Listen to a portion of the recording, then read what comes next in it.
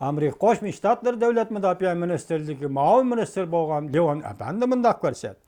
Bexatarlik sohasida Amerikaning orilishi, jumladan Amerika harbiy qismlarining oldingi safga o'rinlashtirilishi tajovuzchilikni cheklab qolmay, balki to'qinish yuz bergan hamon Amerika o'ziga yiroq bo'lgan chegaralarga yetib kelib, urushga qatnashish kerak. Belki ziyon va talofatni darhol to'xtatish kerak. Demak, davlat mudofaaga sobiq muavin ministr bo'lgan Levon Apandi mundaq ko'rsatdi. Amerika orilishi kerak. Amerika harbiy qismlarining oldingi safga o'rinlashtirish tajovuzchilikni cheklab qolmay, balki to'qinish yuz bergan hamon Amerika o'ziga yiroq chegaralarga yetib kelib, urushga qatnashish kerak. Balki ziyon va talofatni darhol to'xtatish kerak. Balki bundaq ziyon va talofatdan saqlanish uchun intayin agar badal to'lashga to'g'ri kelsa-mu, Amerika shunday qilish kerak. Demak, aralashganda mana shunday aralash kerak deb ko'rsatdi sobiq muavin davlat mudofaa ministri. Sobiq senator Liberman mundaq ko'rsatdi.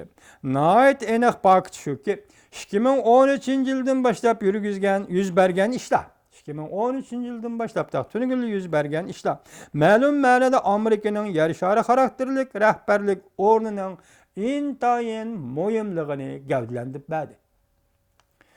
Sobiq senator Liberman mundaq ko'rsatdi.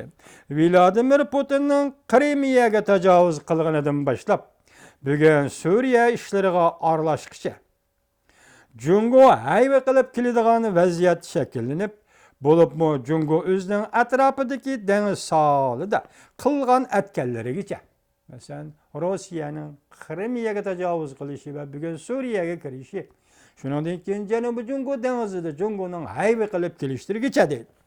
Va navbatda dunyoda yuz berayotgan ishlarni İştahıca, agar Amerika bütün niyat bilan, bütün maqsad bilan xalqaro rahbariy davlat sifatida xalqaro ishlarga aralashmaydigan bo'lsa, o chaqda dunyoda nima ishlar yuz berdi?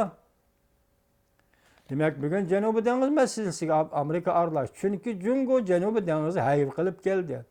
O'tgan yil 3-18dan boshlab Krimiya masalasi bo'yicha Ukraina ishlariga Amerika aralashdi.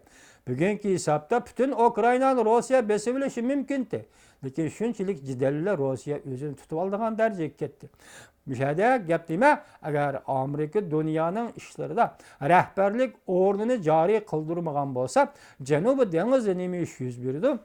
Krimiyada nima ish yuz berdi demak. Amerikaning rahbarlik o'rni ana shundaq masalalarga javob berdi. Internasionalizm türleri bo'yicha bexatarlik gruppasining o'rtaq raisi Tom Menken Johns Hopkins Universiteti Xalqaro munosabatlar institutining professori, Davlat mudofaa ministerligining yordamchi ministri bo'lgan Tom Menken apandi mundaq ko'rsatdi. Davomini anglaysiz vatandosh.